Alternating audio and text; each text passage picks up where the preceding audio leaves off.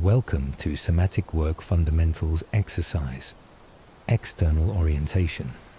We will gently scan the room with eyes and hearing to signal present time safety and reduce threat bias. Sit or stand with feet supported. Let the head and neck make small, soft arcs.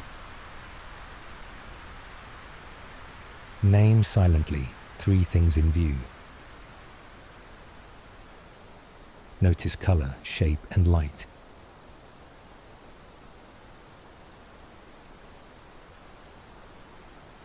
Name 2 sounds near or far. Notice pitch and rhythm. Name 1 point of contact. Feel weight through feet or seat. Turn the head slowly right and left. Let the eyes land on something neutral or pleasant. Take 1 slow inhale through the nose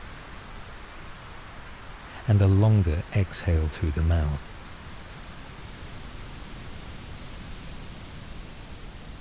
Notice even a small shift. Your nervous system thanks you for strengthening this fundamental emotional regulation skill.